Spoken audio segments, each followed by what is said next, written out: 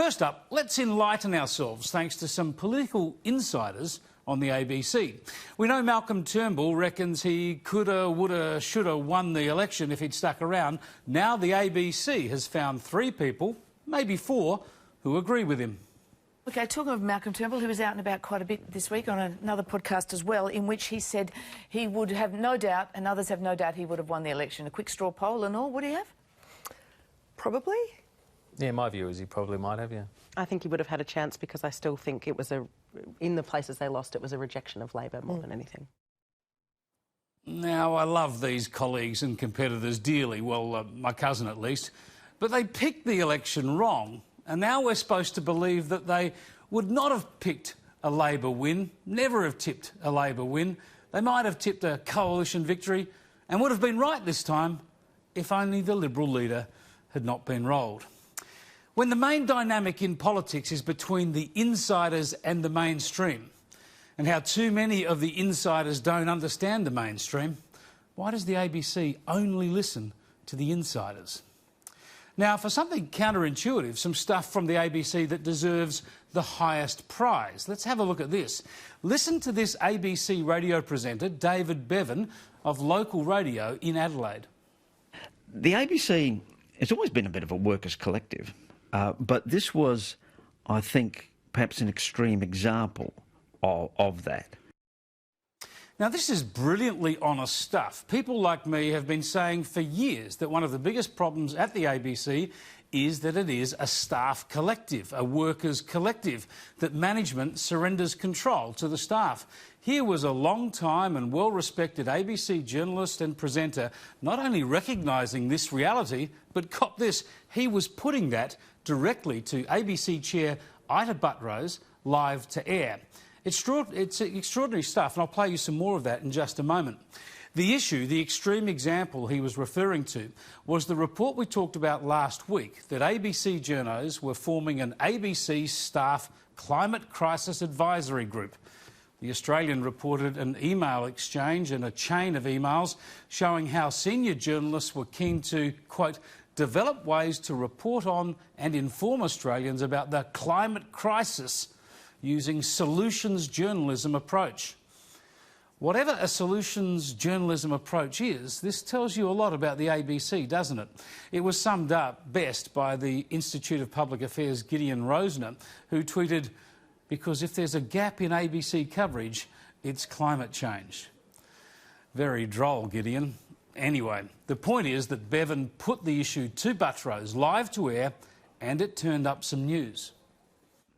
An ABC producer has gauged interest in starting a brains trust of ABC staffers to develop ways to report and inform Australians about climate crisis using It's one of those ideas that is not going to happen. It's not going to happen? No. Why not? Because the ABC leadership team and managing director have thought otherwise. Policy is decided by the leadership, not by members of the staff. So the Climate Advisory Group had already been shut down. No announcement from management, but nonetheless hardly surprising given the ABC Charter, the need for independence and guidelines that are supposed to, quote, ensure that editorial decisions are not improperly influenced by political, sectional, commercial or personal interests. Still, Ita Buttrose didn't really want to get into all of that. The ABC has always been a bit of a workers' collective. But this was, I think, perhaps an extreme example of that. And you are clearly supportive of ABC management closing it down. So I'd like to expand with you, just tease out with you, what was wrong with this? Why was it, do you think, a bad idea? It was a decision to try and set some policy. And as I've said to you, policy is decided by the managing director and the leadership team, not by the staff. Ripping stuff there from David Bevan and a strong, clear response from Buttrose. But within a couple of days, The Guardian Australia, a close ideological ally of ABC staff, was reporting that the group would not be denied, that no management action had been taken against them. 77 people had expressed interest and their group would be going ahead regardless. None of this matches what Buttrose had shared with Bevan and his listeners. Spoken with the managing director, and I'm not going to share my conversation with the managing director with you and the listeners of this wonderful radio station of the ABC's. She can't explain to... I don't need to explain anything to you. Or the listeners. The listeners can hear what I've said. It's not happening. There's nothing further to say. Yeah, well, I just wonder why. Why would the ABC take such swift action against a groundswell movement within the ABC, for want of a better word? It was a slight movement. Nothing more. Nothing less.